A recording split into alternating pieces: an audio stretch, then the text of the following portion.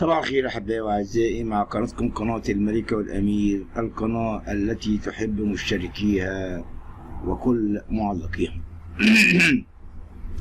الحقيقة أنا لا أدعو إلى الفتنة الطائفية ولا أدعو إلى أي شغب، ولكن نحن نرصد ما يحدث في العالم جميعا. مسيحيين العراق يواجهون حرب إبادة على يد داعش، تقلص عدد الأقباط والباقون يحلمون بالهجرة خارج البلاد. يواجه المسيحيون في العراق حرب إبادة على يد تنظيم داعش الإرهابي، وتتعرض العائلات المسيحية لانتهاكات واسعة، الأمر الذي اضطر معه العديد من هذه العائلات إلى الهجرة للخارج. ومسلسل اضطهاد مسيحي العراق مستمر منذ الغزو الأمريكي وحتى ظهور وسيطرة التنظيم الإرهابي، حيث يتقلص عدد المسيحيين في العراق فيما يحلم الباقون منهم بالمغادرة. وبالرغم من غياب إحصاءات دقيقة عن عدد المسيحيين في العراق بسبب عدم إجراء تعداد سكاني منذ سنوات، إلا أن محاولات النزوح والهجرة خارج العراق في تزايد بسبب الممارسات الإرهابية لتنظيم داعش، اضطهاد مستمر. وفي هذا السياق يقول ويليام وردة رئيس منظمة حمورابي التي تتولى الدفاع عن الأقليات في العراق أن هناك حاليا 300 إلى 400 ألف مسيحي في العراق، في مقابل 1.5 مليون قبل الغزو الأمريكي عام 2003 الذي انتهى بالإطاحة بنظام صدام حسين. وعادت الآن الانتهاكات واضطهادات المسيحيين في العراق من قبل تنظيم داعش الإرهابي، وذلك في المنطقة التي خضعت لسيطرته في العراق وسوريا وليبيا. وبلغ اضطهاد الأقليات المسيحية ذروته عقب سيطرة تنظيم داعش على أجزاء من شمال العراق في شهر يونيو من عام 2014. وتضع تقديرات عدد الضحايا المسيحيين من قبل التنظيم الإرهابي بحوالي 1000 شخص. ووفقا للدبلوماسي الأمريكي ألبرتو، فإن غالبية الضحايا في الصراع المحتدم في سوريا والعراق كانوا من المسلمين، إلا أن المسيحيين تحملوا عبئا ثقيلا نتيجة أعدادهم الصغيرة. وفي 3 فبراير من عام 2016 اعترف الاتحاد الأوروبي باضطهاد المسيحيين من قبل تنظيمات العراق الإسلامية والشام باعتبارها إبادة جماعية. كما أعلنت الولايات المتحدة الأمريكية في 15 مارس 2016 أن هذه الفظائع بحق السكان المسيحيين كانت إبادة جماعية، وكان عنف واضطهاد داعش موجها بصورة أساسية تجاه الأقليات الدينية من الشيعة والسريان والكلدان والآشوريين والأرمن المسيحيين والدروز والمندنيين. ووصل الأمر إلى تفريغ الموصل من المسيحيين منذ عام 2014، ولا يزال معظمهم رغم انسحاب داعش لم يعودوا للمدينة. أصل المسيحيين العراقيين.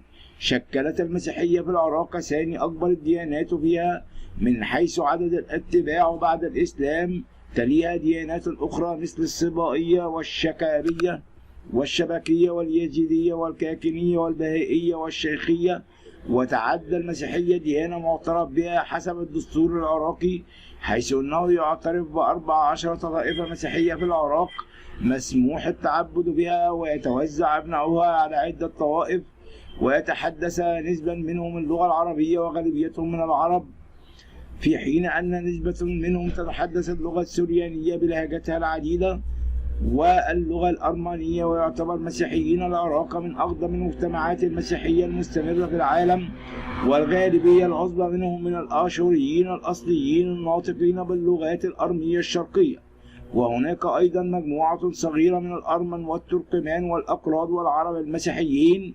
ويعيش المسيحيون في المقام الأول في بغداد والموصل والبصرة وأربيل ودهوك وزاخو وغرقوك في البلدات والمناطق الأشورية مثل سهل نينوى في الشمال. احتفظت المسيحية في العراق وعلى خلاف سائر الدول العربية بطبيعها الأصلي، فظلت مسيحية سريانية ولم تتعرض بنسب كبيرة كما حصل في بلاد الشام ومصر، وإن كان معظم اتباع هذه الكنائس يجيدون العربية حاليا كلغة تخاطب يومي، سيما في المدن الكبرى. وأكبر كنيسة في العراق هي الكنيسة الكلدانية الكاثوليكية، ومقرها ببغداد، تتاليها كنيسة المشرق الآشورية التي نقل مركزها من الموصل إلى شيكاغو بعد مجزرة سميل عام 1933، بالإضافة إلى تواجد الكنيسة السريانية الأرثوذكسية والسريانية الكاثوليكية. وهناك أقليات أخرى تتبع من الروم الملكيين والأرمن والبروتستانت في العراق، ويعيش أغلب مسيحي العراق خارج البلاد، ولا توجد أرقام دقيقة عن نسبة المسيحيين والعرب، غير أنه باستثناء المسيحيون المنتمين للكنائس السريانية والأرمانية فإنه لن يتبقى سوى عدة آلاف ممن قد يصنفون كمسيحيين عرب، حيث اتخذت الأنظمة الحاكمة في العراق سياسة تعريب بلغت ذروتها في السبعينات من القرن العشرين، عندما تم تصنيف جميع المسيحيين على أنهم عرب. الوضع الأساسي.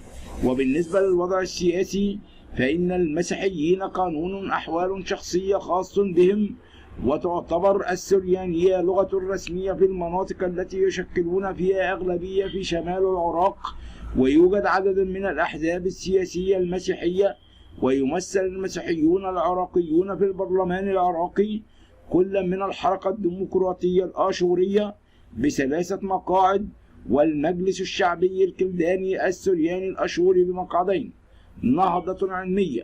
تاريخنا أدى مسيح العراق خاصة السريان من يعاقبه دورا مهما في الترجمة والعلوم والطب خلال فترة الدولة العباسية.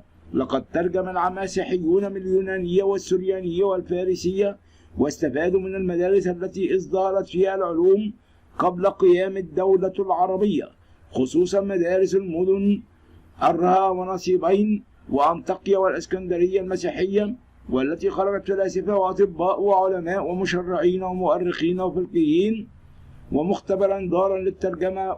وهجرات متتالية.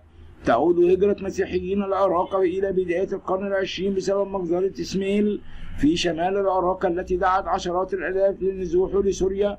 وبعد استقرار خلال منتصف القرن العشرين عادت ظاهرة الهجرة متأثرة بعوامل اقتصادية واجتماعية، خصوصا بعد حصار العراق وحرب الخليج الثانية، إلا أن وتيرتها تسارعت بشكل كبير في أعقاب غزو العراق عام 2003 وما رافقه من انتشار المنظمات المتطرفة شيعية وسنة.